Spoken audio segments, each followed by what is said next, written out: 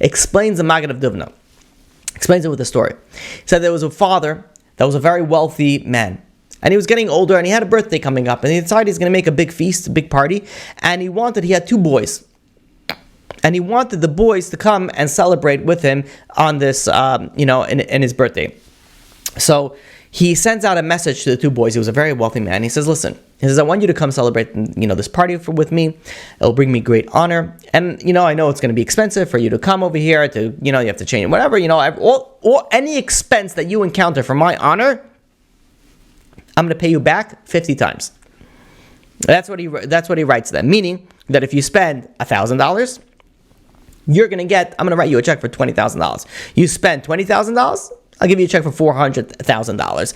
So the older son gets this letter. He looks at it. He was a wealthy man also. So okay, fine. He goes all out. He buys the beautiful jewelry and the most expensive watch. And he hires the most expensive, wagon driver to go and drive them. And he dresses all his children to the T. Buys them the most expensive custom-made clothing possible. Everything he spent, like swiping the credit card to the highest level. No expense spared. As he's traveling, he passes by a town where his other brother lives, the only other son. And he sees this other brother wasn't successful in life. He was poor. He didn't have had a lot of issues financially. And he passes by him and he sees that his brother is still in his rags, in his little hut. It doesn't seem like he's prepared to go to this feast that his father's making him.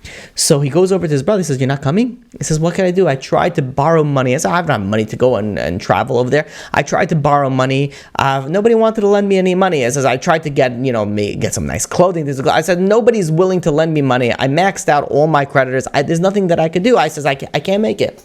So this wealthy brother says, "You know what? Out of the goodness of my heart, why don't you come and join me in bring all your children, bring your wife, drive with me in my expensive, stretch limo, and I'll take you." And they both, he says, "Oh wow, that's amazing." They both get into this caravan, and they travel to the father's palace. They get to the father's palace, and they're talking. They're catching up, and then a short while later, this wealthy son goes over to his father, and he says, "Dad, I got you a list of all the expenses."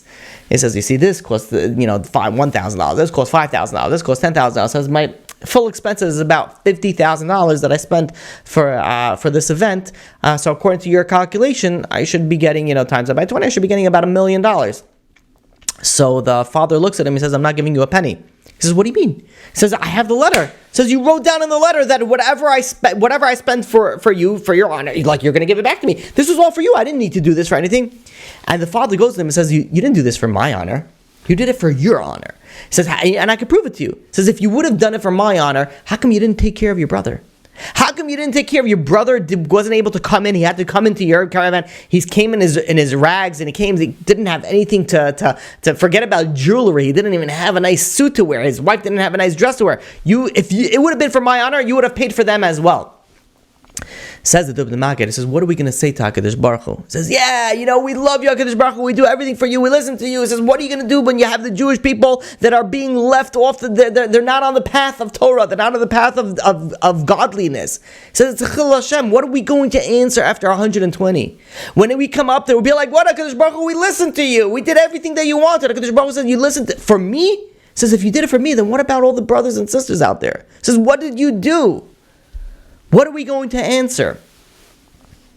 And this, says the Maggid, how he explains the Medrash.